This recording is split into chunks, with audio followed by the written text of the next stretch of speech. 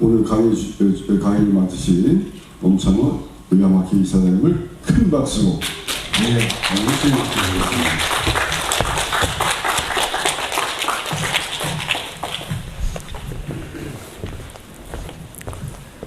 네, 안녕하세요. 매달 답사 자리에서 늘 함께 하셨던 분들도 많이 계시고, 또 오늘 강의만 나오시는 분들도 이렇게 뵙게 돼서 반갑습니다. 다시 한번 인사드리겠습니다. 엄찬호입니다.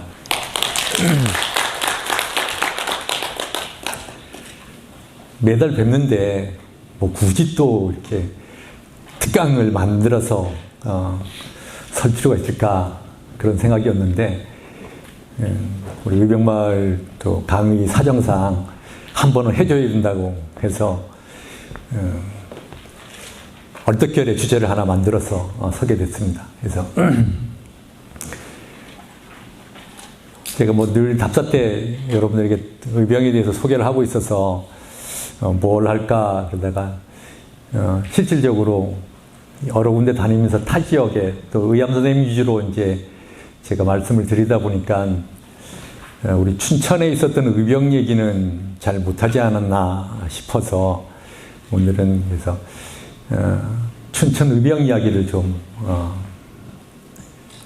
같이 생각해보는 그런 시간을 가지면 어떨까 싶어서 주제를 이렇게 잡아봤습니다. 오늘 제가 드리고 싶은 얘기는 청호 차상찬 선생님의 그 이야기로 전체 이야기를 좀 진행을 시켜볼까 합니다. 그러니까 춘천 의병에 대해서 기록이 사실은 많지는 않습니다. 많지는 않아서 대표적으로 이제 알 수 있는 게 숙제 선생님 기록에 나와 있는, 그러니까 춘천 의병장이었던 이소홍 선생님의 기록에 나와 있는 척화거의 사실 대략이라고 하는 곳에 간단하게 이제 언급이 되어져 있고, 그 다음에 이제 세 번째 의병장이었죠. 춘천 의병장의 세 번째 의병장이었던 이경흥 의병장님의 이경흥 의병장 실기라고 하는 을미 의병 사적이라고 하는 그런 기록이 있어서, 그 외에 이제 일제의 탄압 기록, 주한일본 공사관 기록이라든가 조선 통광부 기록이라든가 이런 걸 통해서 부분적으로 이제 알려져 있습니다. 근데 이 이야기를 의병이 일어나는 처음 모습부터 의병이 첫 전투에서, 가평 전투에서 패하기까지를 쭉 9살 난 아이의 눈으로 기록해 놓은 것이 차상찬 선생님의 그 기록입니다. 개벽이 실려 있던 기록인데, 그래서 그 기록을 통해서 당시 춘천 의병의 모습들을 여타 다른 앞에서 말씀드렸던 숙제 선생님 기록이라든가 이경 선생님 기록을 통해서 대비해 보면서 춘천 의병의 이야기를 좀 소개를 해 드리려고 합니다. 그래서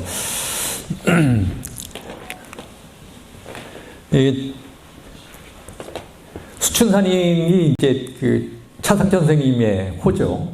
차상찬 선생님은 여러 가지 호를 가지고 계셨었는데, 우리가 대표적으로 호를 청호라고 하는 호를 쓰고 있는데, 물론 이제 호라기보다는 이제 필명으로 여러 가지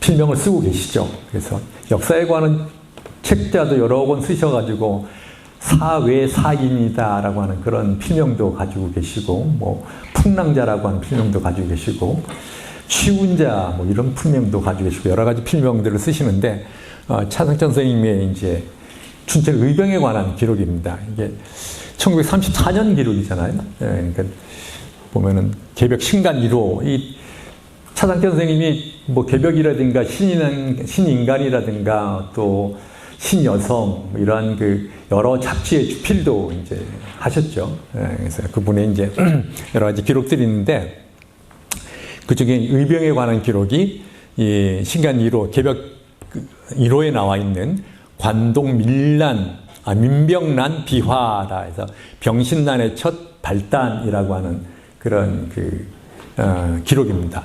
병신난은 1896년을 말하죠. 1895년이 이제 을미년이고, 그 다음에 1896년 춘천 의병이 일어난 것이 1896년 그러니까 양력 기준으로 1896년 1월 18일이었기 때문에 그래서 이제 병신난의 첫 발단이다. 차상천 선생님은 춘천 의병이 한말 전기 의병, 그러니까 우리가 의병을 전기 의병, 후기 의병에서 전기 을미 의병, 후기 정리 의병 이렇게 이제 통상적으로 나누는데 그 앞에 있었던 전기 의병 시작이 춘천 의병이 시작했다.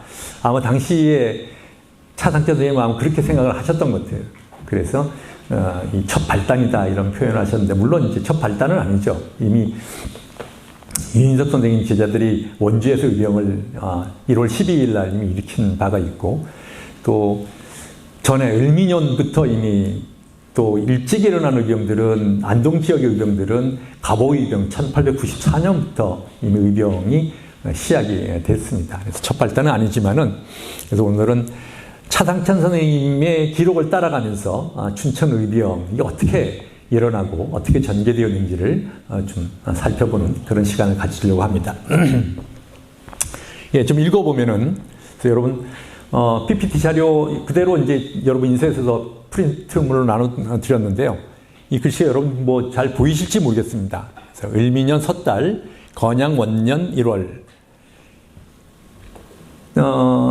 1895년 11월 17일 날까지 음력을 쓰고 1895년 11월 17일 다음날 11월 18일부터죠. 11월 18일부터 1896년 1월 1일로 쓰기로 한 거죠. 그래서 우리나라 달력으로 따지면은 그 연혁으로 쭉 따지면은 우리나라 역사에서 1895년 11월 17일 다음이 1896년 1월 1일이에요. 그 음력에서 양력으로 바뀌면서 한 달 한 며칠이 역사에서 사라진 거죠. 그렇게 이제 양력으로 전환되다 보니까 이제 그런 일이 이제 벌어지죠. 그래서 1월달 강원도 춘천에서 일어난 의병 난리는 근대 조선의 의병 난리 중에 제일 먼저 일어난 의병 난리로서 참 굉장하였었다. 그러니까 9살 아이의 눈에 보기에는 뭐 엄청난 일이었겠죠. 그동안 조선 뭐 대한제국 시기에 조선 말기죠. 조선 말기 태어나서 이제 본 어린아이 눈에서는 이렇게 보인 거죠. 그때 나이가 겨우 9살이었지만은 어찌 인상이 깊이 bek혔던지 지금까지 눈앞에 환히 보이는 것 같다. 9살 나이가 이제 이게 1896년에 이제 9살이다가 1934년이니까 거의 한 40년이 지난 때 쓴 글이잖아요. 그때 그 의병의 장수로 말하면 나의 자형이 되는 당년 27세의 청년 정윤회였었는데, 그래서 정윤회 선생이 차상천 선생님의 누나의 남편이었다. 그런 얘기잖아요. 자형, 정윤회 선생님. 그래서 이 글은 정윤회 선생님의 시각에서 정윤회 선생님을 중심으로 이제 글이 쓰여졌어요.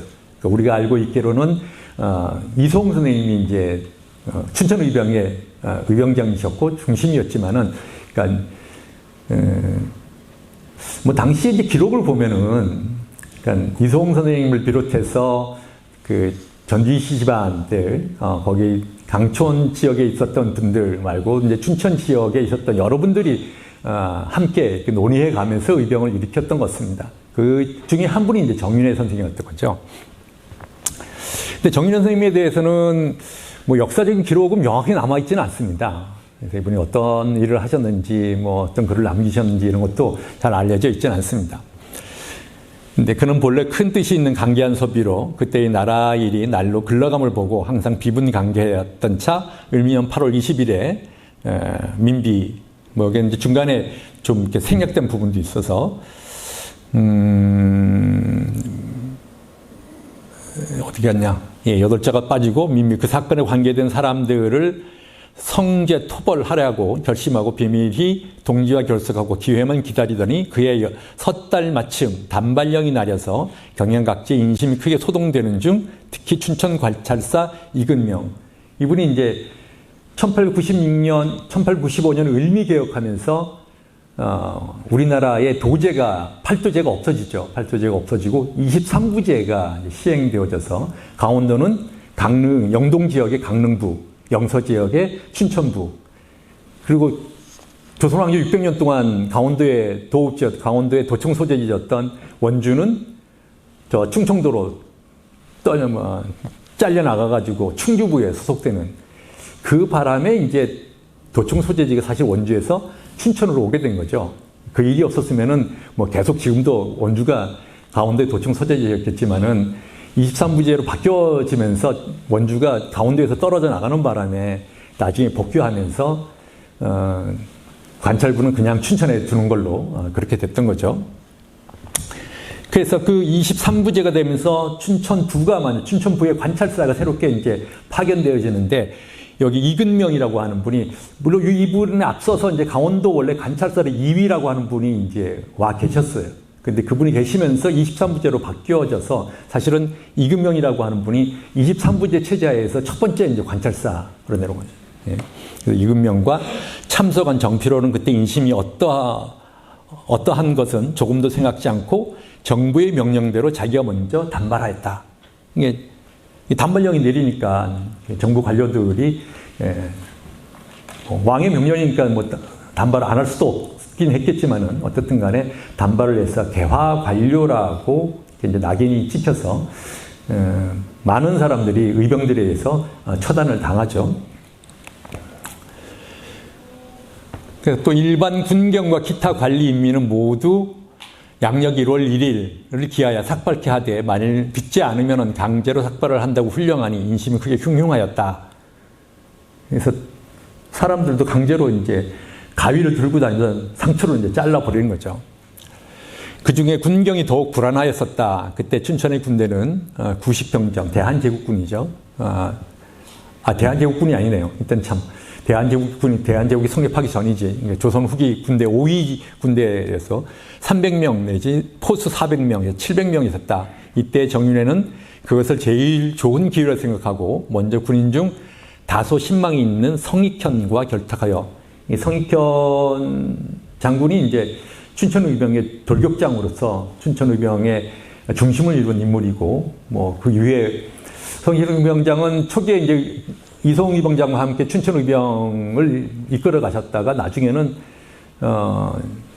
강릉 지역에 가서 민용의병장과 함께 활동하기도 하시고, 또 후기 의병 때 가서는 1907년에 독자적으로 저 영동 지역에서 삼척 지역에서 의병을 일으켜셔서 삼척, 평해, 울진 뭐 이쪽 지역에서 활동하셨어요. 그러다가 아마 그 1908년 이후에 갑자기 사라지셨어요. 근데 보니까 나중에 이제 저 만주 지역에 가셔가지고 이범윤 의병장의 회화에서 활동했던 그런 자료들이 조금 남아있는 그런 상황입니다. 그래서 성익현과 결탁하여서 군대를 연락하고 한편으로 유림에 비밀 호통하여 소위 사발통문을 부린 거죠. 유생을 망라하며 또 상민중 용력과 담력이 있기로 저명한 박현성. 이분은 상인이다. 사업하는 상인으로 이제 알려졌는데, 이 박현성이라고 하는 분하고 처음에 이제 그 의병을 같이 했다. 그런 얘기죠. 그래서 기맥을 통하여 시정의 사람들을 연결하였다. 이게 이제 차상찬 선생님이 본 춘천 의병이 발생하게 되는 그런 단계입니다. 예. 이 부분에 대해서 그 이경응 선생님이 쓴 세 번째 춘천 의병장을 하셨던 이경응 선생님이 쓴 을미의병 실적이라고 하는 이 책에 이게 후손들 집안에 낱장으로 이렇게 틀어져 가지고 뭐 그래서 막 사방이 훼손되고 그래서 바깥에 있는 글자들은 잘 알아보지 못하는 글자들도 많이 있고 이제 그렇습니다. 이제 그 중에 일부 이제 알아볼 수 있는 글자를 중심으로 이제 번역을 해보면은 이런 내용인데, 그 을미의병 실적에 춘천 의병이 시작되는 내용들이 이렇게 기록되어 있습니다. 그래서 처음에는 이면수와 종손이 이송이, 이면수는 아마 그러니까 이송의병장을 종손이라고 하는 걸 봐서 이 가정리 쪽에, 아니 강촌 쪽에 종조로서 이렇게 이제 계셨던 분 같아요. 그래서 이 이면술이라고, 이 분이 뭐 벼슬은 사과라고 하는 벼슬을 하셨는데, 이 사과가 그러니까 무인 관료인데, 그러니까 맡은 일이 없는 무인 관료. 그러니까 무관의 과거 시험을 통해 묵관료를 통해서 관직에 나갔지만 실질적으로 담당한 직책은 없이 그냥 이렇게 녹복만 받던 그런 관료들이었던 것입니다. 그래서 이면수와 종손인 이송이 의병을 일으키기 위하여 통문을 이미 발송했다. 간사한 사람에게 맡겨 실행할 수 없었다. 그 사인 민성원이 맹령제와 사통해, 민성원이라고 하는 분은 전혀 알려져 있지 않고요.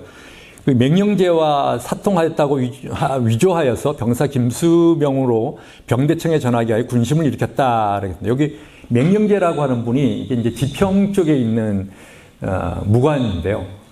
이 사람이 별로 이제 그 존재감이 없던 인물인데 1894년 갑오 동학농민 항쟁이 일어나면서 스스로 이 경기 지방 강원도 지역에 포스들을 모아가지고 한 4,500명의 포스를 모아서 포병대를 구성하고 동학농민군을 강원도 지역 동학농민을 토벌하는데 앞장섰던 인물입니다.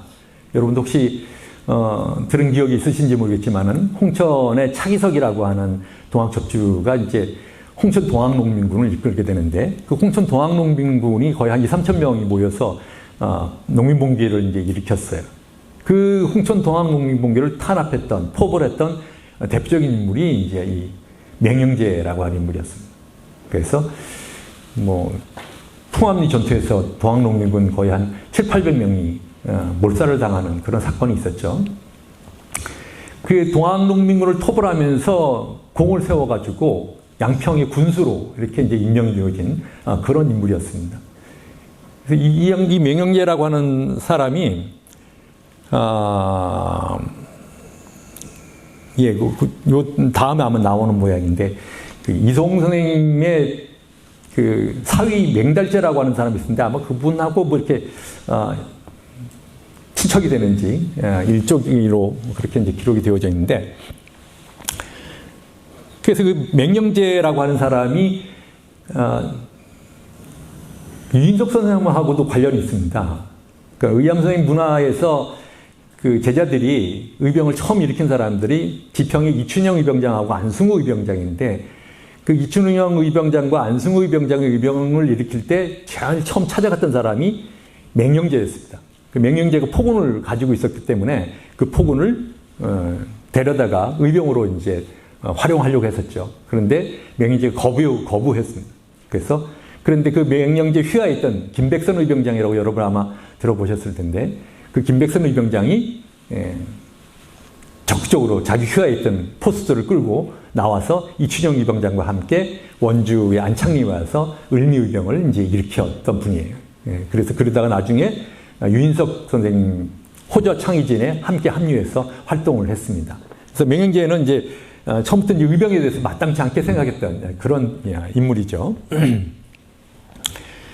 그래서 맹령제는 이미 왕년에 일어난 바가 있어 사람들이 바라는 바가 있는 거로 성원이 민성원 선생이 이제 가서 그래서 맹령제를 사통했다는 거 몰라서 아마 맹령제를 사칭해서 맹령제와 어떤 밀통했다라고 하는 걸 사람들에게 알려서 의병을 일으키려고 했다 그런 얘기였습니다. 성원이 계책을 쓴 것이다. 그러나 성익현이 그래서 앞에서 나왔던 성익현 의병장이죠. 성익현이 의병을 일으키자고 논의한 것이 발각되어져서 진어사 이근명 여기 이 을미의병 실적에는 진어사 이근명이라고 했는데 앞에서 본 것처럼 이근명은 이제 춘천불 관찰사죠. 네. 이건 잘못된 표현 같은데 이근명은 익현을 병정으로 강등시켜가지고 머리를 깎이고 옥에 가둔 일이 있었다. 그래서 이 일을 홍천에 있던 이경응이 듣고 습제 이송 선생님과 함께 다시 의병을 일으킬 것을 논의하였다. 그래서 습제는 이경응에게 먼저 부에 들어가 정세를 살피라고 지시하였고 자신도 곧 부에 들어가기로 하였다.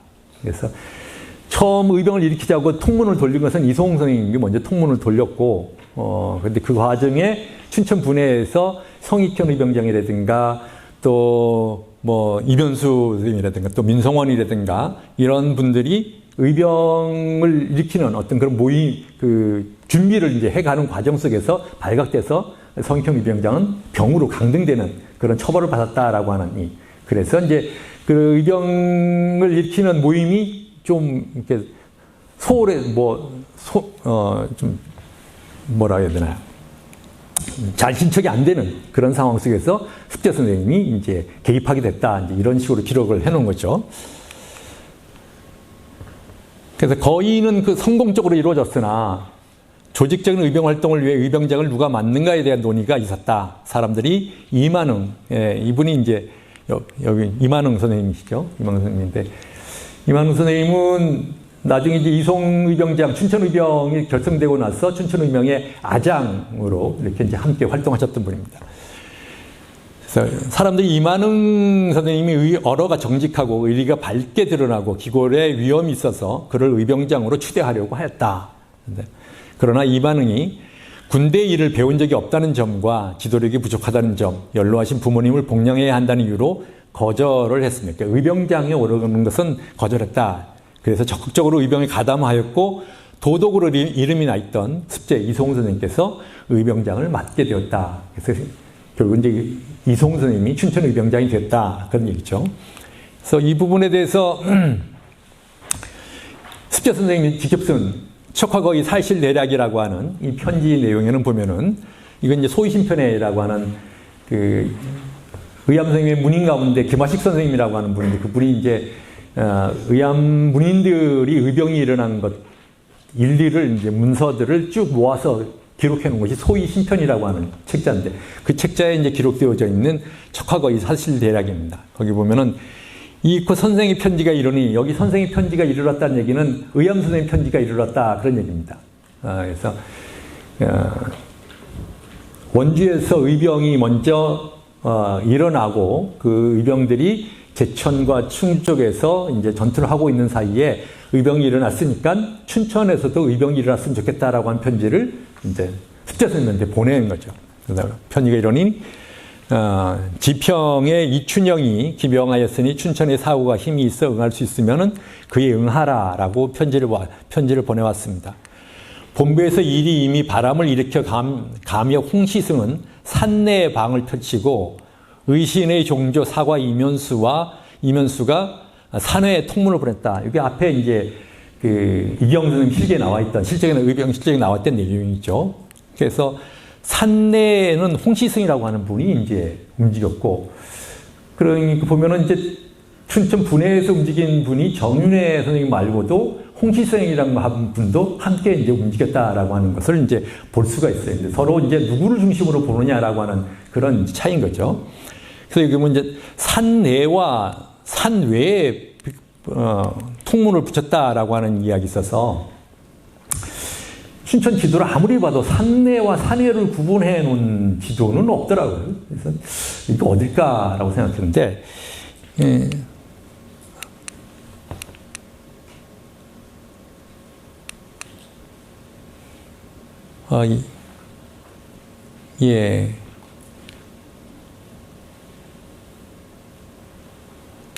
지도가 지금 하나 사라졌네요. 예. 근대에 이제 춘천 관련된 지도들이 이제 여러 가지가 있는데, 보면은 이제 지도들의 당시 춘천의 그 면을 나눈 것 중에서 북산 외면 있고, 북내면, 이렇게 이제 북쪽에서는 저 청평 쪽으로는 이제 그렇게 구분해 놓고 있고, 동쪽으로는 여러분도 알 수 있는 것처럼 동산 외면이 있고, 동내면이 있고, 또 남쪽으로는 남산 외면이 있고, 남내면이 있고, 이렇게 춘천의 지명들이 북산 외면, 동산 외면, 남산 외면, 물론 서쪽은 이제 서면은 그렇게 구분 안 하고 그냥 서상면, 서하면 이렇게만 이제 구분되어 있습니다. 그렇게 되어 있는 걸 봐서 아마 산외라고 하는 것은 그 외, 북산외, 동산외, 남산외를 얘기하는 것이 아닌가 이렇게 생각되어지고요. 산내는 지금 그 외 내에 있는 북내, 동내, 남내면에 해당되는 부분이 아닌가 이렇게 생각됩니다. 그래서 방을 붙여가지고 이제 작업을 했고요. 또 사인 이수춘과 민영문이 한 고을을 격동하니, 그래서 이 이수춘은 이제 앞에 봤던 수춘산인 청호산 선생님하고는 상관없습니다. 3인이 1000여 명이 모였다. 그래서 이렇게 해서 춘천 의병에 모인 인원이 1000여 명 가까이가 모였습니다. 일이 일어나기는 하였으나 주도할 사람이 없어 해산하려 하니 의신, 이건 이제 습재 선생님이 말하는 거고요. 의신의 존재, 만응과 경응이 해산할 수 없다 주론하고 의신에게 와서 주도하기를 강력하게 간청하고 난 이후에 응락하였다. 그래서 이 부분에 대해서 의암 선생님 쪽의 기록에 보면은 습재 선생님 당시에 의암 선생님이 그 처변 3사를 주장하시면서 세 가지 방안을 제시하셨다고 하셨잖아요.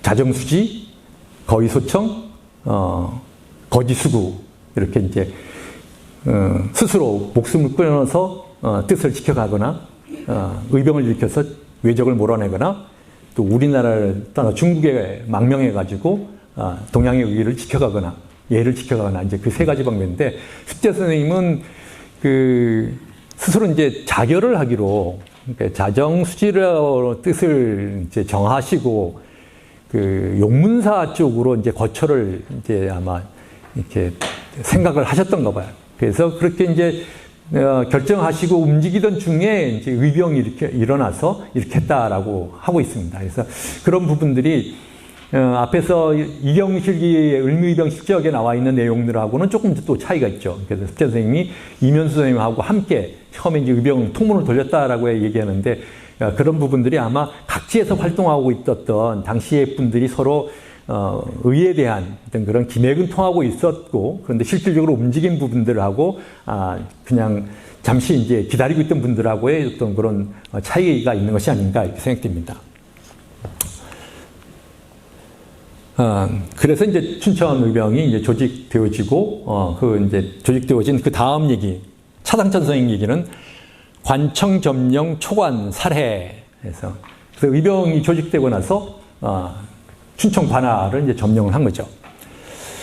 정인원 선생님이죠. 정은 이와 같이 각각 면의 사람들과 비밀히 약속하였다가 건양 5년 1월 1일 즉 단발령 시행일을 위기하여 첫 새벽에 일제히 읍중에 모여 의기를 들고 군대를 선두로하여 함성을 치며 먼저 관찰리와 소위 개화당에 속한 주요 관리를 죽이려고 관찰부와 군하를 습격하였다.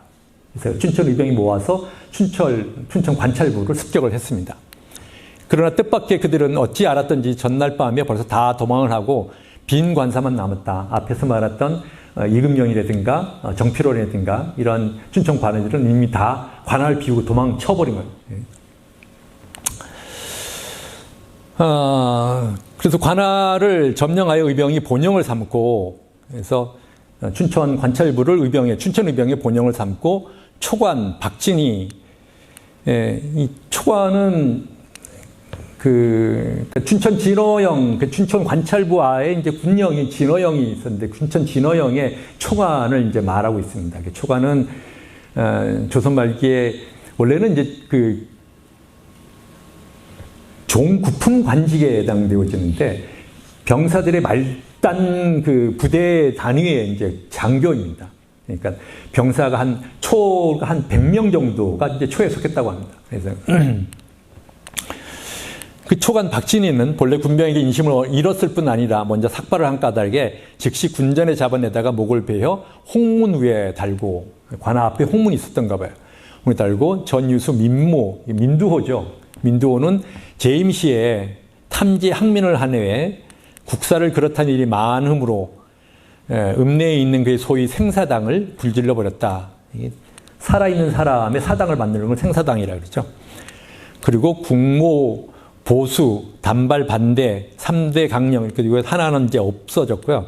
3대 강령의 경문을 관동 각군과 경기 일대에 전포하고 또 방방곡곡에 고시를 붙여 민병을 크게 모집하니 불과 수삼일지간에 그 수가 5,000명에 달았다. 처음에 1,000여 명이 모였었는데 금방 5,000명으로 이제 불어났다. 예, 그렇게 기록을 해놓고 있습니다. 예. 그래서 이제 춘천 1872년에 지도여서 이 지도에는 관아만 이렇게 나와 있습니다. 보면은 이제 앞에서 말했던 초관 박진희의 목을 달았다라고 하는 이게 홍문이 이제 여기 앞에 있죠, 홍문.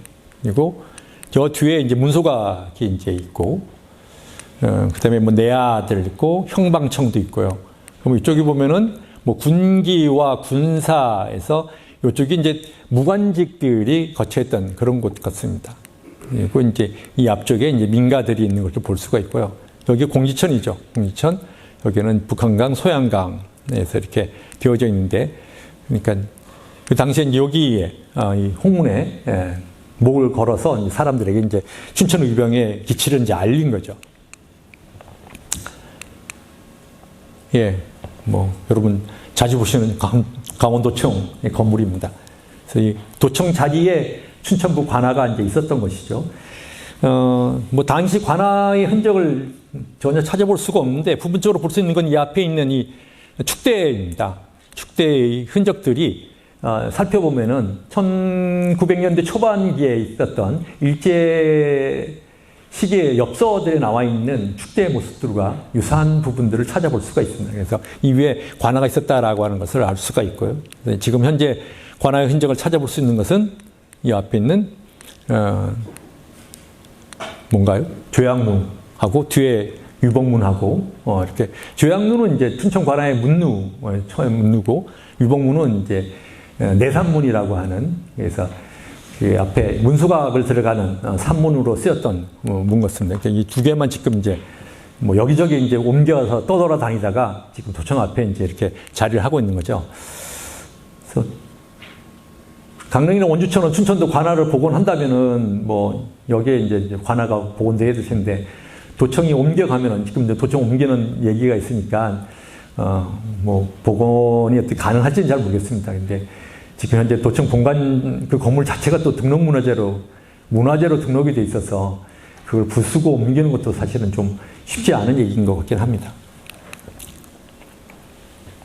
그래서 모인 사람들의 모습을 이제 표현하는 차상천 선생님의 글이 재밌습니다. 그중에는 도포유건에 육자보를 걷는 유학자도 있고 물무작대기의 패랭이에 쓰는 부상패도 있고 이 차상천 선생님 이 부상패들에 대해서 물무작대기라고 하는 표현을 뭐 다른 글에서도 몇 차례 쓰신 걸 볼 수 있는데 뭐 그런 짚고 다니던 지팡이를 얘기하는 것입니다. 노랑수건에 노망태를 짊어진 살려포수 뽕나무 아래 목창을 가진 농민. 예.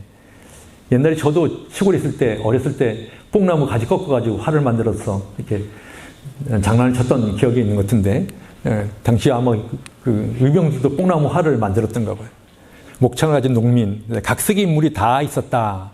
그래서 춘천 의병에 모인 인물들이 유생들이 물론 의병장을 맡고 있고 유생들이 이끌어가고 있었지만 거기에 모인 의병들은 다양한 계층들이 상인도 있었고 농민도 있었고 천민도 있었고 계층들이 모여가지고 의병을 함께했다라고 하는 것을 알 수가 있습니다. 정윤회 선생님은 이와 같이 일을 일으켰으나 여러 사람을 통솔하는 데는 자기보다도 연고 덕고하고 경내 신망이 있는 일을 마저다가 대장을 삼는 것이 좋겠다 생각하고 군중에 상의한 후 당시 춘천에서 유학자로 명망이 상당한 이송을 맞아서 대장을 삼고 자기와 성익현과 박현성 얘기하죠. 양이는 참모가 되었었다 이렇게 기록하고 있습니다. 그래서 앞에서 보았던 을미의병 실적이라든가 척과거기 사실대략에 나와 있는 이성 선생님이 이제 의병대장에 오르는 과정을 차상천 선생님이 이제 이렇게 기억하고 있는 거죠. 그리고 춘천의 진상인 봉의산에 제단을 모아놓고 거의 서천제를 지내고 군량을 징발하여 양식을 산더미같이 쌓아놓으며 군고를 해방하여 일반 민병에게도 무기를 주고 주야 훈련하였었다라고 하고 있습니다. 그래서 춘천 의병이 의병을 일으킨 다음에 거의 서천제를 올렸다라고 하는 그런 이제 기록이 있는데 그 기록이 이제 이 차상천 선생님의 기록을 통해서 이제 알려져 있는 기록입니다. 그러니까 앞에서 보았던 을미의병 실적이라든가 척화거기 사실대략에는 없는 내용이에요. 그래서 근데 이제 차상천 선생님은 아마 당시 그런 의병들이 봉의산에 올라가서 제를 지내는 모습을 따라가서 봤던가 봐요. 그래서 이렇게 그래서 이제 이송 선생님의 의병장에 이제 오르게 됐습니다. 저기 시간이 맞는 건가요? 7시 15분이 맞습니까? 예. 예. 춘천 의병장 이송 선생님의 그 유상입니다. 이송 선생님 여러분 대충 다 아시죠? 춘천 의병장 하셨고, 이제 성제 유진교 선생님의 문인으로서 유진교 선생님 따라서 활동을 하셔서 유진교 선생님이 제천으로 가신 다음에 이제 제천 쪽에 가 계시다가 춘천 오셔서 의병을 이제 일으키시고 춘천 의병장이 되셔서 활동을 하시다가 1차 패배한 다음에는 이제 제천으로 가서 그 의암 선생님 휘하에서 화자 창의지회 군사장으로 또 이제 활동을 하셨죠. 그러다가 황해도 지역으로 따라가다가 황해도에 이르렀을 때 의암 더 이상 의병 활동하는 것이 의미가 없겠다라고 생각하시고 습재 선생님은 거기서 이탈해서 나오셔가지고 의암 선생님은 계속 올라가서 북행 올라가셔가지고 압록강 건너서 이제 만주로 가시고 습재 선생님은 원주로 오세요. 원주 치악산 배양산이라고 하는 곳에 오셔가지고 은거하고 계셨는데 근데 이제 의암 선생님이 만주에 가서 이제 터를 잡은 다음에 편지에서 오라고 부르죠. 그래서 1898년에 의암 선생님 따라서 만주로 이제 가셨습니다. 가서 같이 활동하시다가 1900년에 의화단이라는 난이 일어나가지고 같이 이제 들어오셔서 국내에서 활동하시다 저 평안도 황해도 지역에서 서당을 열어서 학생들 가르치고 이제 그런 활동을 하셨고 그러다가 다시 이제 춘천 오셔가지고 이제 계시다가 춘천에서 일제의 탄압에 못 견뎌가지고 제천 쪽으로 가셨다가 제천도 역시 마찬가지로 그래서 여기저기 피해 다니시다가 결국 견디지 못하시고 다시 이제 중국으로 이렇게 가시게 됩니다. 그래서 1911년에 일제 강점 이후에 중국에 건너가셔가지고 그쪽에서 이제 자리를 잡고 계시다가 1914년에 이제 의암 선생님이 러시아에서 건너오신 다음에 의암 선생님과 잠깐 교류하시고 뭐 근거리에 그렇게 멀지 않은 거리에 이제 사셨어요. 사시다가 의암 선생님이 돌아가시고 나서 그러니까 습재 선생님이 가시고 나서 그 중국 만주 지역에 가서 외당 유홍석 선생님도 돌아가셨고요. 그 다음에 이제 의암 선생님도 1913년에 유홍석 선생님 돌아가시고 15년에 그 의암 선생님 돌아가시고 그래서 그분들을 다 수습하시고 그다음에 더 이제 북쪽으로 이제 옮겨가시죠. 결국은 1929년쯤에는 저기 내몽골 지역 강평현이라고 하는 것을 강평현 민가둔이라고 하는 곳에 가셨다가 1930년에 이제 그곳에서 이제 돌아가셨습니다. 그래서 거기는 정말 저기 아주 심양에서도 차를 타고 한 7, 8시간 가야 되는 그런 그 깊은 뭐 중국은 뭐 산이 그렇게 많지 않으니까 산거리라고 할 수는 없고 어쨌든 먼 산촌에 가서 거처하시다가 돌아가셨습니다. 이게 이제 그 가정리의 그 이송신 선생님 이제 집안입니다. 그래서 보면은 이 경창군 이주라고 하는 분의 여기 그러니까 이발이라고 하는 분, 사세손이죠. 그래서 이 화평군 이발 선생님 때문에 아마 경기도 광주 지역에서 춘천으로 이렇게 이주를 한 걸로 이렇게 알고 있습니다. 그래서 이지, 이유영이라는 분의 이제 이연초와 이요초 두 분의 이제 아들이 있었고, 이연초라고 하는 분의 이제 아들이 이도재, 이도빈, 이도즙 이렇게 세 분이 있는데, 여기 이제 이도재 선생님에서 이제 이송 선생님이 나셨고요. 이도빈 선생님에서 이진흥 선생님과 이경 선생님, 이도즙 선생님에서 이만흥 선생님, 여기 이정 선생님하고 이도상 선생님 밑에 이재능하고 이민흥 선생님, 이 분들은 이제 기록에 이제 의병 기록에는 이제 안 나오는 분들입니다. 그래서 이분들이 이제 춘천 의병의 1대 의병장, 2대 의병장, 3대 의병장, 이번 이만흥 선생님은 앞에서 본 것처럼 아장했던, 그래서 의병에 적극적으로 참여했던 그런 분들이죠. 네. 다시 이제 차상천 선생님 기록에 보면은 나는 그때 비록 나이가 어렸으나 그 여러 사람들이 총을 메고 활기 있게 모여 다니는 것이 어쩌나 좋았던지 글 읽는 것을 전폐하다시피 하고 매일 읍중에 들어가서 그 구경을 하였었다. 이 차상천 선생님 당시에 그 차상천 선생님 집은 이제 우두였습니다. 그러니까 우두에서 강 건너와가지고 이제 춘천 읍내에서 의병들이 활동하는 걸 이제 구경 다니신 거죠. 그래서 우리 집에서 읍이 약 7리는 된다. 그 중에도 제일 인상 깊은 것은 위에 말한 초간의 머리를 홍문 위에 짐승의 모가지 모양으로 버여단 것과 매단 것이죠. 그다음에 모 생사당 집을 불지르고 군대들이 들어가서 난도로 그 집 세간을 산산히 깨뜨리고 또 수십여 독 되는 김치떡과 장항아리에다 똥과 오줌을 마구 누웠던 것이다. 그리고 평소에 유양과 같이 유순하고 말 한마디도 못하던 그들이 그때는 어찌 그리 용감스럽고 무섭던지 지금 하여도 흥미가 매우 있다. 제가 이걸 읽으면서도 통쾌하다 그런 생각이. 이 모 생사당 집이라고 하는 이제 그 민도의 아들 민영준, 옛날 이름, 그 어렸을 때 이름은 민영준이고 나중에 이름은 민영휘라고 하는 그런 인물이죠. 예, 이 인물이죠. 조선 7대 중추원 의장을 한 민영윤. 예, 뭐 이조 참판, 이조 판서도 하고, 또 뭐 나중에 이제 한일 은행장도 하고, 이분 그 휘문의숙, 처음에 이제 광흥의숙이라고 만들었다 나중에 고정이 휘문의숙으로 바꾸라 그래서 휘문의숙 만들고, 지금의 휘문중고등학교의 전신이었던 휘문의숙을 만들었던 분이죠. 그래서 일제 1907년에 고종 보고 물러나라고 그 강요했던 이완용 패거리와 함께, 이완용 패거리가 한 패거리가 있었고 또 반대편에 한 패거리가 있었는데 그 패거리 우두머리가 이 민영이라고 하는 인물입니다.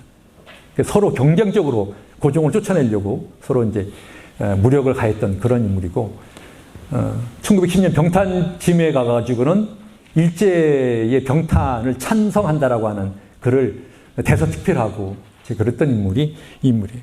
그래서 나중에 이제 병탄되고 나서 일본으로부터 자작이라고 하는 자기를 받았던 인물이죠. 그리고 은사금 5만 원을 받아가지고 대일항쟁기 일제항쟁기 때 조선에서 가장 큰 부자 중에 한 명이었습니다. 이 사람 묘가 지금도 춘천에 있죠. 여러분 다 아시죠? 어디 있는지? 예, 저기 만천리에 있습니다. 예. 그러니까 어떤 분이 저기 휘문고등학교 갔다 오셔가지고 아니 저런 매국노의 동상을 어떻게 고등학교 교정에다 세워놨냐고서는 그런 글을 쓰셨던데, 아마 뭐 휘문고등학교는 본교의 창립자이시니까 그 동상을 세워놨는지 모르겠는데 어쨌든 간에 대표적인 친일파이죠. 일제 시기에 뭐 돈, 재산이 30만 냥이 가까웠다고 합니다. 30만 냥이면은 제가 그래서 이제 계산을 좀 해봤어요. 이렇게 김구 선생님께 걸렸던 현상금이 60만 냥이었습니다. 60만 냥이 현재 돈으로 환산하면 200억 정도 된다고 합니다. 그러니까 김구 선생님이 현상금이 200억이었던 것이죠. 근데 이 사람 재산이 30만 냥이었으니까 그 반이잖아요. 그러니까 당시 재산이 100억 정도 됐다는 것이죠. 지금도 100억이면 어마어마한 돈인데 당시 100억이면 뭐 상상을 초월하는 돈을 갖고 있었던 거죠.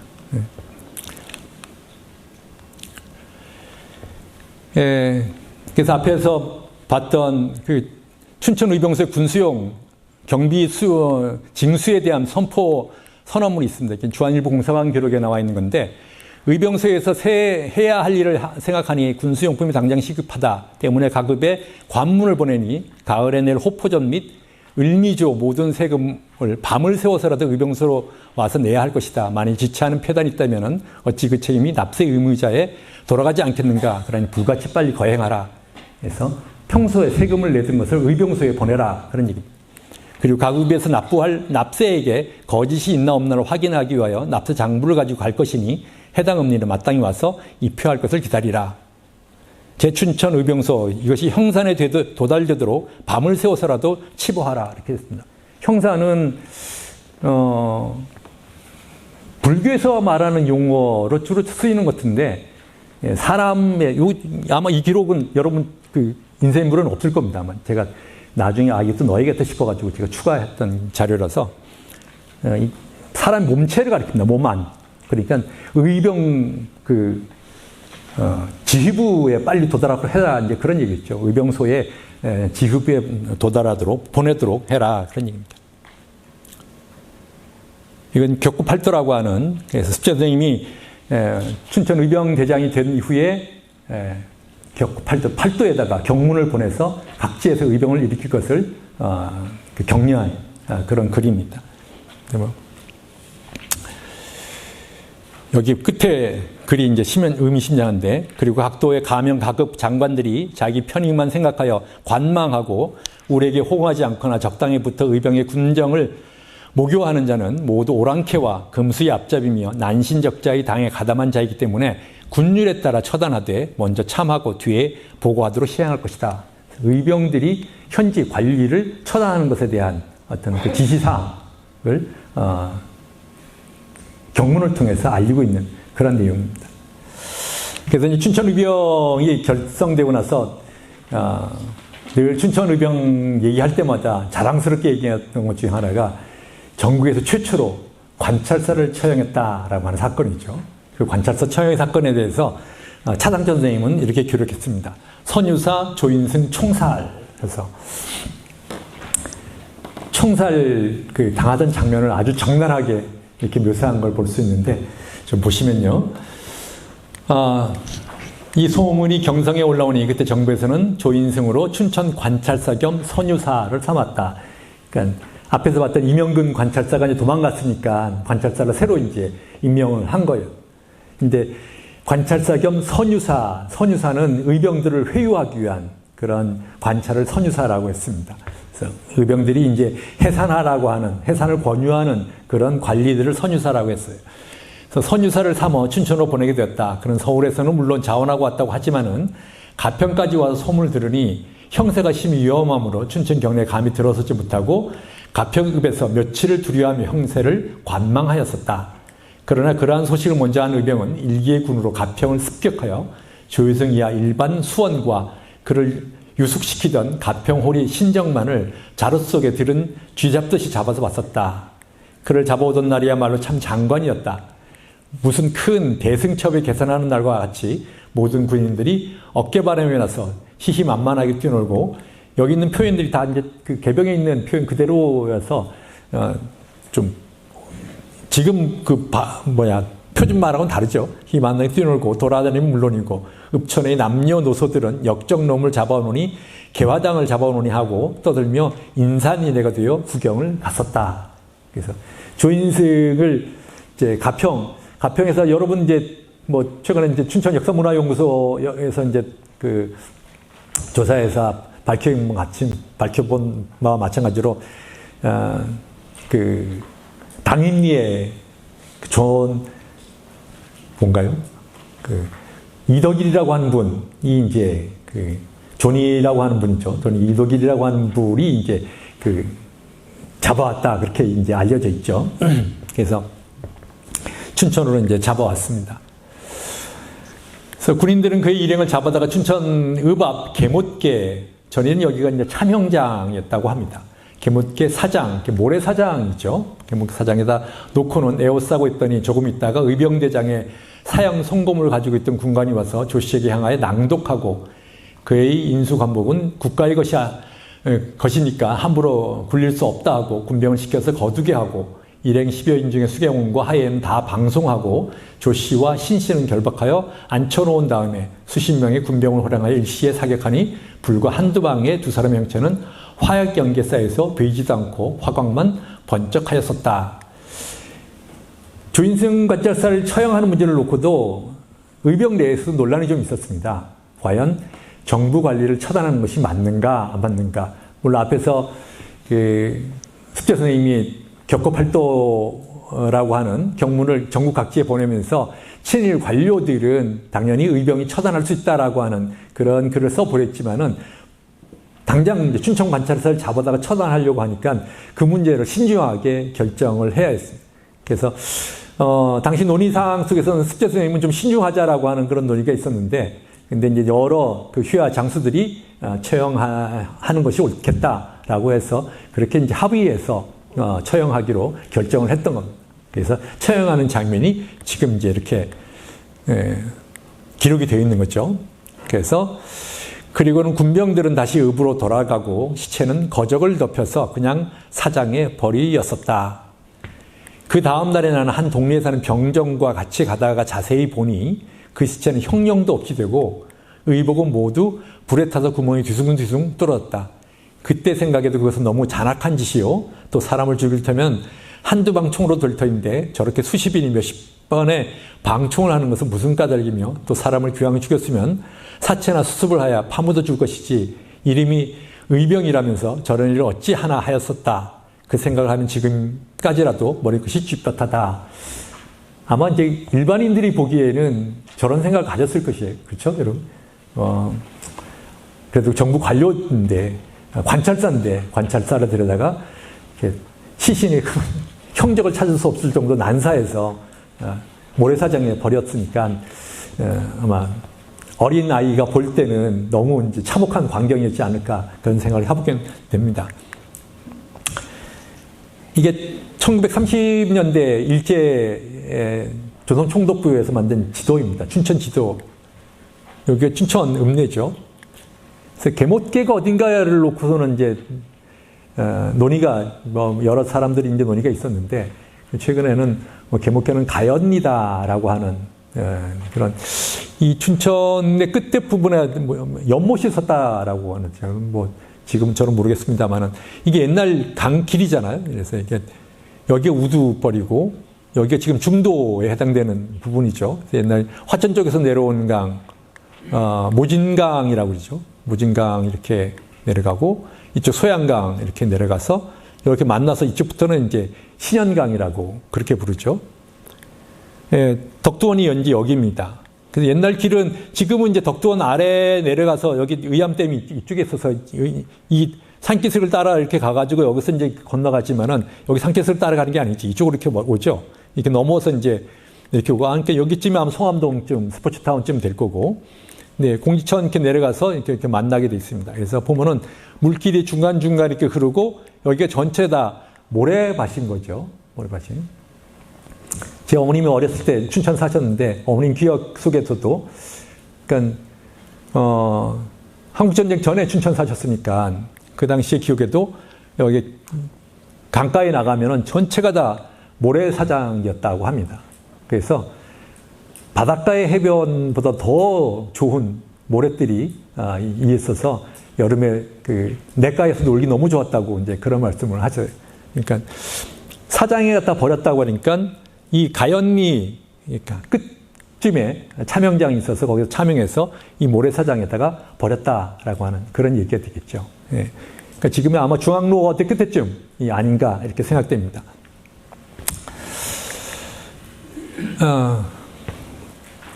그래서 이제 춘천의병이 이제 제 기틀을 잡고 그 의병 투쟁을 본격적으로 시작할 때 조정에서 온 건 아니죠. 고종의 밀조가 내려왔습니다.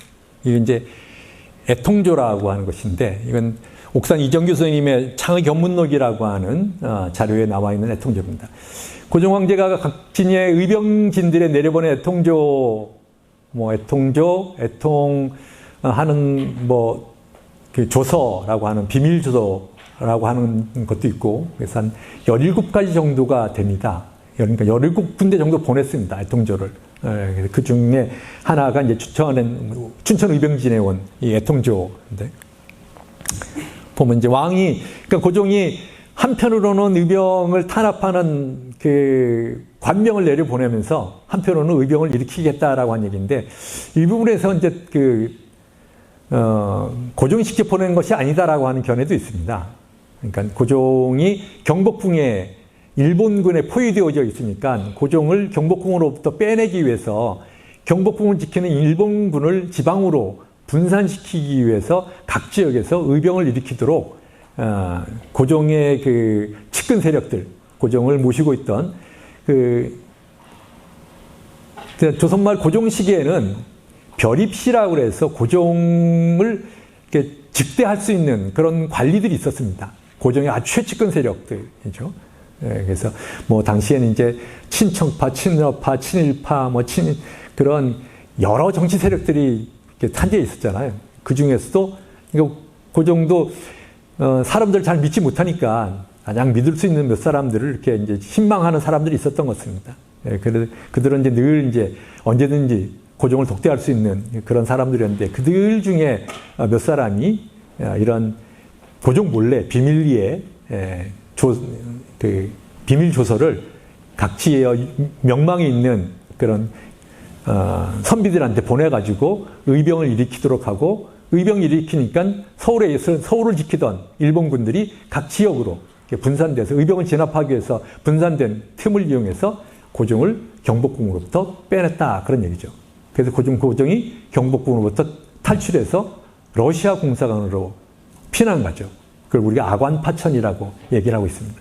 그래서 이 애통조가 그렇게 보낸 것이다라고 하는 견해도 있고 저도 한번 그 고종의 비밀조서에 대해서 밀칙이라고 굉장히 얘기했었는데, 조서에서 한번 조사를 해봤었는데, 그래도, 각 지역에 있는 그 의병장들 총 17, 8군데다가 보낸다라고 하면은, 그거를, 정말 고종이 모르게 보냈을까라고 하는 그런 생각도 좀 들고요.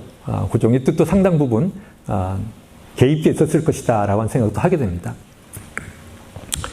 보면 이제 이런 내용이, 슬프다 나는 죄악이 가득 차서 황천이 돕지 아니하므로 나라의 형세는 기울어지고 백성들은 도탄에 빠졌으며 이로 말미암아 강성한 이웃 나라는 틈을 엿보고 역시는 권병을 농락하는 것이다. 하물며 나는 머리를 깎고 멸관을 버려 던졌으니 4천년 예의 나라가 나에게 이르러 하루아침에 겨냥의 지역이 되고 말았다. 불쌍한 우리 백성이 함께 그 화에 걸리게 되었으니 나는 무슨 낯으로 하늘에 계신 선왕의 영혼을 뵙는단 말이냐. 지금 형세가 이미 이 지경에 이르렀으니 오직 나 죄인의 신락 같은 목숨은 만번 아까울 것 없으나 종묘사직과 민생을 생각하여 혹시 만에 하나라도 보존될까 하고 너희 충의와 인사를 격려하기 위하여 이 애통의 조서를 내리는 것이다 라고 해서 애통조를 내리고 있습니다. 그래서 각 지역의 대표적인 그 관직 그 의군들을 이제 명칭을 이제 두었고요. 그래서 보면은 그리고 의병을 일으킨 선비에게 아울러 초토사를 제수하고 비밀 병부도 당연히 제해줄 것이며 각군의 인신도 모두 자수로 새겨 쓰고 종사관에 있어서도 관찰사 군수 이하는 네가 가려서 쓸 것이며 그 의병장들이 알아서 쓰라는 얘기죠. 바로의 용사나 양가의 무인들도 아울러 소집하여 상줄 자는 상주고 벌줄 자는 벌주며 흉년이 많이 든 고을은 금년 조사의 절반을 삭감해주고 머리 깎는 일은 우선 금지할 것이며 민생을 편안하게 하고 관청에서 일하는 자는 머릿수를 감하여 모두 예절대로 복구하고 수령으로서 명령에 복종하지 않는 자는 우선 가려내어 처분을 기다리도록 하여 무릇 잡범과 사형수까지도 모두 용서하고 그동안 남발했던 새 법령도 아울러 물시하라. 이제부터 그 대궐밖의 일은 다 의무로 결정할 수 있다. 오직 경기 한도는 순위군이라 하며 나는 사직에 죽기로 했으니 내외의 의사들은 내 뜻을 본받아 마음을 한결같이 하여 종묘 사직과 민생을 생각하라. 이거를 선포하여 알려주는 것이다. 그래서 조서를 비밀 내린 이렇게 이제 비밀 조서가 의병진에 내려왔습니다. 을미의병이 처음 일어날 때 이 애통조도 상당한 역할을 합니다. 그러니까 의병장들이 각지에서 일어나면서 사실은 이제 의병장들이 되게 유생들이잖아요, 유생들. 그러니까 물론 이제 무관들을 함께 이제 그 협의해서 의병들을 일으키긴 하지만은 우리가 의암 선생님이 얘기할 때 붓을 버리고 창을 들었다, 칼을 들었다 이제 그런 표현을 쓰는데 평생을 공부하셨던 분들이잖아요. 그러니까 병법을 물론 이제 병법을 모를 리는 없겠죠. 어차피 공부를 조금씩은 하시니까. 그렇지만은 전문적인 싸움을 했던 분들이 아니어서 많은 한계가 있죠. 결국은 우리가 잘 쓰는 표현처럼 계란으로 바위치기인데 그 일본군과 싸워가지고 신식 무기로 무장한 일본군과 싸워서 이긴다라고는 생각을 안 했습니다.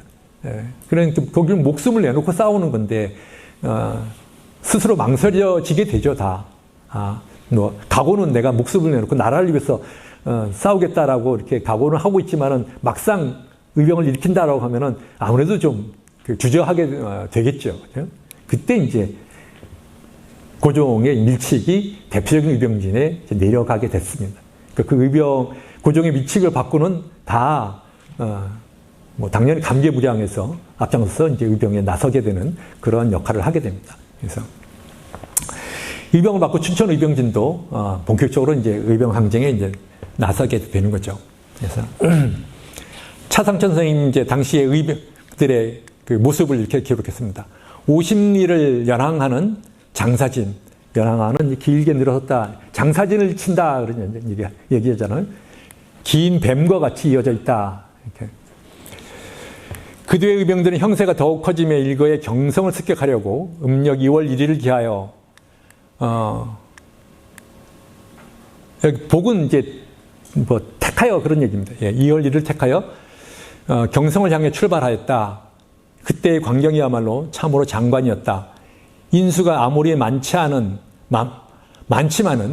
원래 훈련이 없는 오합지중인 까닭에 행호가 정돈되지 못한 것은 물론이고 복색도 형형색색이었다.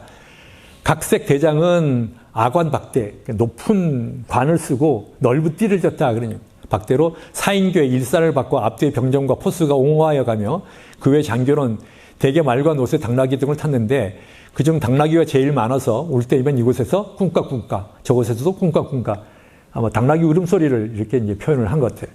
예, 하고 깃발은 마치 선왕대 같은 기에다가 선왕당에게 꼽아놓은 깃대와 같았다 그런 얘기죠. 도적, 토벌, 국모, 보수, 배양 여기 두 개의 글자가 안 보이고요. 단발, 불복 등 기기 문자를 써서 들었고 앞에는 나팔, 북, 사면, 육각 등을 불고 두드리며 나아가니 소리가 천지를 진동하고 창검은 1호를 희롱하는 듯 하였다. 군명을 유시하여 군량하는 마태까지, 마태는 이제 말에 등짐을 지워서 이제 간다. 말에서 짐을 지워 간다는 얘기입니다. 근데 군량을 말에서 지워서 갔다는 얘기죠. 그래서 어찌 수가 많았던지 춘천읍에서 7, 8일 내지 수십인씩 일렬을 지은 것이 가평 군경까지 약 50리의 장사진을 쳤었다. 그래서 그때의 기세로 말하면 서울은 그만두고 천하라도 다 집어칠 것 같았다. 춘천의병의 기세. 1000여 명이 모여서 시작했는데 5, 6천 명이 모였다라고서 표현하고 있지만은 뭐 그렇게 5, 6천 명까지 모였던 것 같지는 않고요. 예. 그래도 1000여 명 이상이 모였을 테니까 어마어마한 인원이 모여서 춘천에서 출발해서 이제 가평으로 진격해 가는 거죠. 서울을 결국 이제 의병들의 목적은 서울 경복궁을 쳐들어가서 외놈한테 붙잡힌 고종을 구출해서 내서 종묘사직을 보존한다라고 하는 것이 의병들의 목적이었으니까 그래서 서울을 향해서 출발해 갔던 것입니다. 그래서 가평으로 진군하는 춘천 의병진의 모습을 이렇게 차상천 선생이 표현을 하고 있는 겁니다. 예. 그래서 이제 가평으로 진격해 가는데 그것에 대해서 이경우 의병장은 을미의병 실적에서 이렇게 이제 표현하고 있습니다. 의병을 일으킨 하나의 원칙은 난적을 토벌하는 일이고 또 하나는 외적을 토벌하는 일인데 왕의 군대가 내려오는 것은 뜻하지 않은 일이며 왕의 군대와 맞서 싸우는 것은 의에 맞지 않은데 어떻게 해야 하는가를 물어왔다. 이에 습제는 이송 선생님은 경군이라 하는 자들은 외의 옷을 입고 외의 총을 가지고 우리를 공격하니 우리가 외를 벌하는 입장에서는 경군이 외적과 다름없으니 왕의 군대라고 할 수 없다. 그러나 마음을 고쳐 무기를 버리면 이 역시 의병이 되니 받아들이고 먼저 공격하지 말고 우리를 공격하기 시작하면은 재빨리 토벌하라고 지시했다. 그 다음 기록들을 보면은 습제 선생님은 아마 당시에 이제 그 앞장서서 돌격대장으로 갔던 의병장이 성익현 의병장이 먼저 이제 출발해서 갔어요. 성익현 의병장이 가고 박현도 의병장이 이제 따라가고 그래서 본진은 아마 춘천에 남아 있었던가 봐요. 그래서 춘천의 본진에 있으면서 춘천 의병진이 가평에 들어가다가 패했다라고 하는 소식을 듣게 됩니다. 그러니까 본진에 있는 습제 선생님한테 먼저 이제 앞서간 의병들이 물어온 거죠. 야, 이게 경군이 내려와서 가평을 점령했다는데 당시 서울에서 경군이 총 3개 중대가 내려옵니다. 조의연이라는 군무 참여대신이 이제 먼저 1개 중대를 끌고 내려오고 그 다음에 이제 이어서 2개 중대가 더 이제 내려와 가지고 총 3개 중대가 이제 거의 한 500여 명 가까이가 이제 중대가 이제 내려오고 그러니까 관군이 파견되니까 일본군도 조사관이라고 해가지고 2명이 이제 거기 같이 내려왔으니까 당시 처음 그 격전을 할 때는 일본군은 이제 없었던 거죠. 광부라고 이제 만나게 되는데 가평에는 이충웅이라고 하는 분이 또 이제 의병대를 조직하고 활동을 하고 있었습니다. 그래서 그 의병군하고 이제 춘천 의병진이 연합해서 가평을 이제 공격하게 되는데 그래서 벌업산에서 만나게 되잖아요. 근데 그러면서 이제 광군이 내려서 가평을 점령하고 있으니까 광군이 가다가 벌업산 앞에서 이제 진을 치면서 의병진한테 이송 선생님한테 어떻게 할 것인가를 이제 물어왔던 그 이야기를 기록해 놓고 있는 겁니다. 다시 이제 차상천 선생님 얘기로 돌아가면은 그러나 웬걸요 그렇게 기세 좋게 정말 천하라도 삼킬 것처럼 그렇게 이제 기세등등하게 갔는데 근데 그러나 웬걸죠 가평읍에 거진 다다르자 벌써 서울에서 토벌대 소위 경군인데 즉 정부에서 파송한 신식군대 그러니까 그 조선 정부에서도 개항을 한 이후에 서구에 그러니까 1882년에 이미 그 독일의 멜렌도프라운 외교 그 고문을 이제 들여오면서 서구의 무기를 들어오기 시작하죠. 그래서 우리도 이제 신식 군대로 그 무장하자 그래서 별기군이라고 하는 새로운 신식 군대를 만들잖아요. 그런 그 신식 군대를 만들어서 훈련했던 그런 군대들인 거죠. 근데 의병들은 여전히 여러분 잘 아시는 것처럼 화승총이라고 하는 아주 무식총을 쓰고 그 화승총도 소수의 포수들만이 가지고 있었던 그런 이제 무기였어요. 그런 신식 군대를 맞아서 싸우는 것이 쉽지 않은 일이었던 거죠. 토벌대가 날아와서 가평을 점거하고 있다. 의병은 그 말을 듣고 그대로 진군치 못하고 가평읍 전산, 벌업산 우에 점거하고 서로 대항하였었다.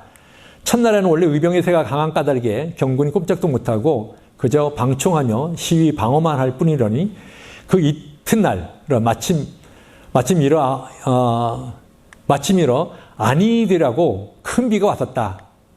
그래서 그때만 하여도 의병들은 아직까지 신식총이 없고 구식의 화승총만 가졌었는데 이 화승총은 손이 여러 번 가야 놓게 되는 중에도 비만 오면 화약에 불이 붙지 않아서 도저히 방총을 못하는 터이라. 경군은 의병의 그 약점을 알고 비 오는 기회를 타서 벌업산 밑에서부터 방총을 하며 안공하니 훈련 없고 무기 불안전한 의병이 어찌 당할 수 없으리요. 그러니까 비가 왔습니다. 한겨울에 비가 진눈깨비에 쏟아지니까 화승총은 화승에다가 불을 붙여서 총알이 나갈수록 되던 총인데 불을 붙일 수가 없는 거죠. 총에다가. 그러니 화승총도 못 쓰고 결국 재래식 무기로만 활과 창, 뽕나무로 만든 활과 창, 칼을 들고 싸울 수밖에 없으니까 신식 총으로 무장한 관군을 이겨낼 수가 이제 없었던 거죠.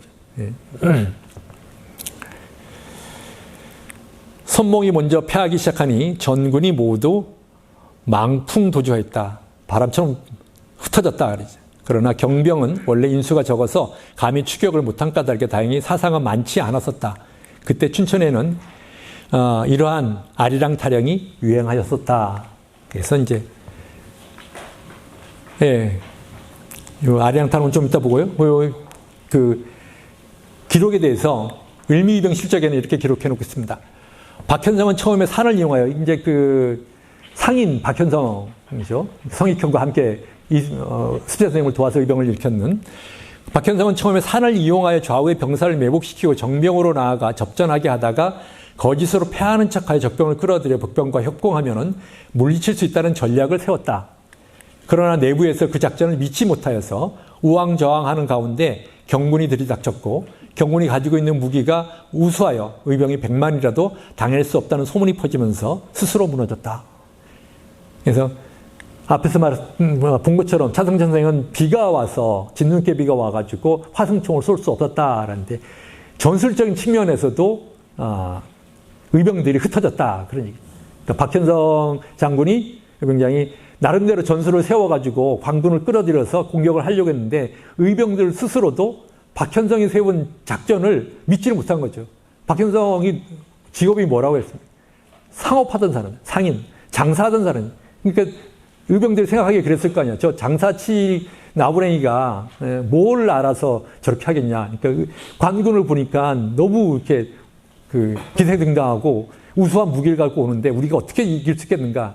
그러니까 전술을 자체도 믿지도 못하고 무기도 안 되고 결국은 흩어질 수밖에 없는 거죠.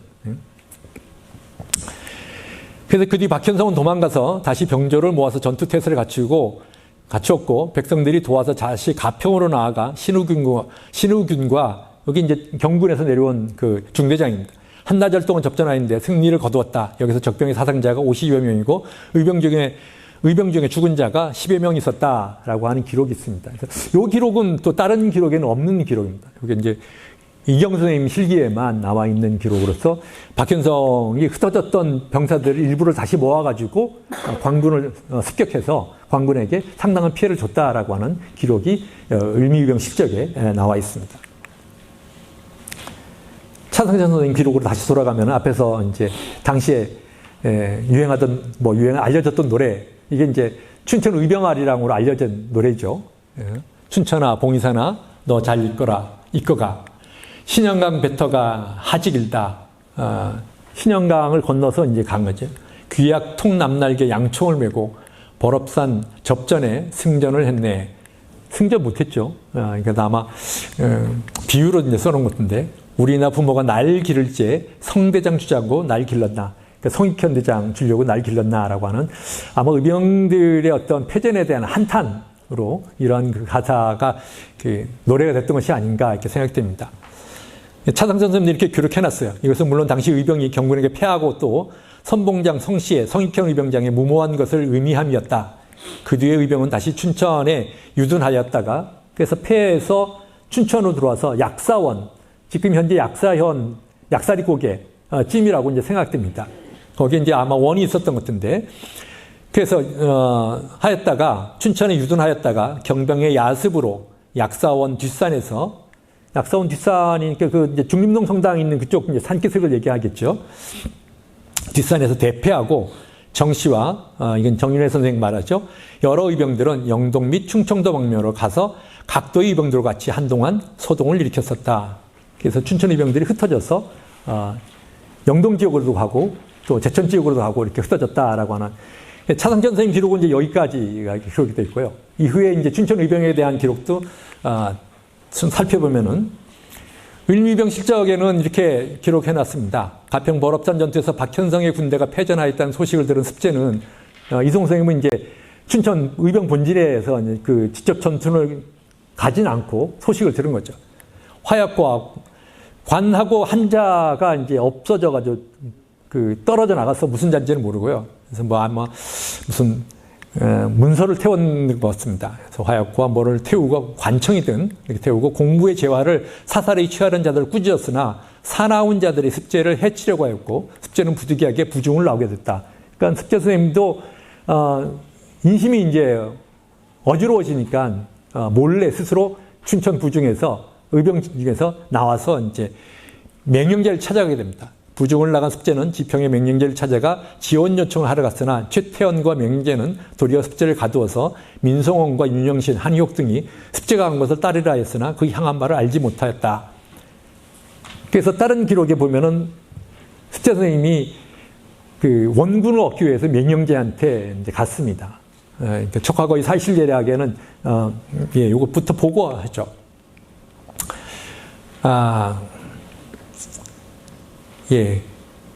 쭉 좀 더 보겠습니다. 진흥은 두 형제가 한 것을 알 수 없고 습제가 의암진에 합류했다는 소식을 듣고 의병에 가담하기로 결심하고 부중으로 행하였다. 당시 의병장은 심기택인데 아마 임시로 심기택이라고 하는 사람이 의병장을 이제 의병을 거두고 있었던가 봐요. 그래서 일의 기세를 잘 살피지 못하고 단지 술을 마시고 취하니 진영의 기세에 혼탁하니 헝클어진 먹줄과 다름없었다. 약사원에서 열린 전투는 오후 4시부터 저녁에 이를 때까지 계속되었고 날이 저문 후에는 본영의 진을 치고 물러났다. 심기택은 겁이 나서 도주하였고 직진 형제와 영진, 선유 등이 이를 수습하고 본영을 지키자 사절들이 진흥을 의병장으로 추대하였다. 이진흥 의병장이 이제 의병장이 되는 과정이에요. 다음 날에 전투가 시작되었는데 적병은 철환을 쏟아부었고 경홍이 울면서 진흥에게 피하기를 간청하였으나 진흥은 조금 더 물러섬이 없이 싸우다가 철환이 적중하여 사망하였다. 그래서 약사원 전투에서 이진흥 의병장이 승국하시죠.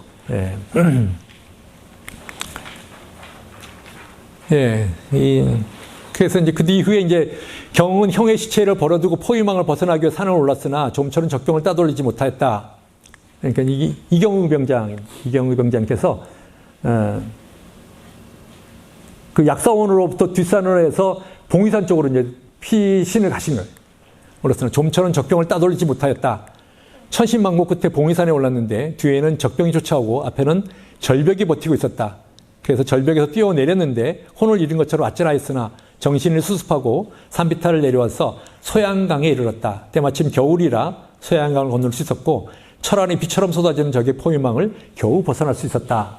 이렇게 이제 춘천 의병의 본진이 무너져 갔습니다. 그래서 앞에서 제가 그 기록을 아마 제가 넣는다고 생각하고 또 잊어버렸나 봐요. 척화거의 사실예락에는 습제 선생님이 맹령제를 찾아간 것에서 이렇게 기록해 놓고 있습니다. 그러니까 맹령제가 앞에서 말씀드린 것처럼 포군을 거느리고 있었기 때문에 그 맹령제에 가서 포군을 얻어서 춘천 의병진을 좀 더 이제 보강하려고 그래 갔는데 갔던 이유가 이제 맹달제가 사위였는데 그 맹달제의 친척이라고 생각해서 가면 당연히 도와줄 것이라고 생각해서 맹영제를 찾아갔는데 오히려 맹영제한테 붙잡혀가지고 감옥에 갇히게 됐어요. 네, 다행히도 이제 그 앞에서 말씀드린 것처럼 맹영제가 지평 쪽에 이제 있었는데 그 지평의 이춘영 의병장이라든가 또는 안승우 의병장이라든가 그 지평 쪽에 유생대라고의 어떤 친분이 있어서 그래서 이제 그 이춘영 의병장이라든가 안승우 의병장 이분들이 뭐 유인석 의병장의 제자들이죠. 그래서 유인석 의병장이 제천에 있으면서 그 제자들을 보내가지고 명영제한테서 숙제 선생님을 이렇게 석방시켜서 데려오게 됩니다.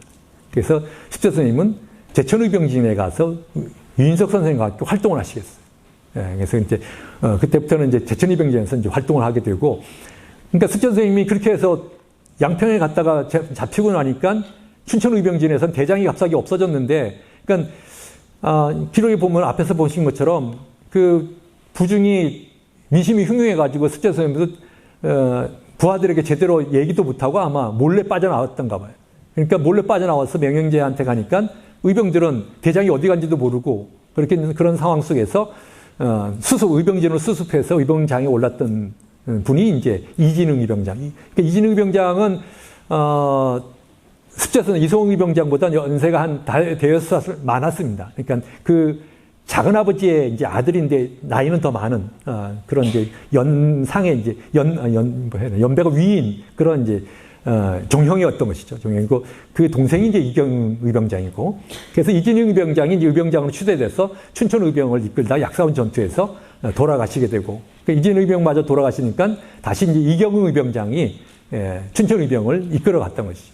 그래서 춘천 의병을 수습해서 끝까지 싸웠는데 결국은 이제 뭐 광군에 이길 수 없어서 피해서 저 봉이산을 넘어가지고 소양강을 건너서 피신에 가게 되는 거죠. 예.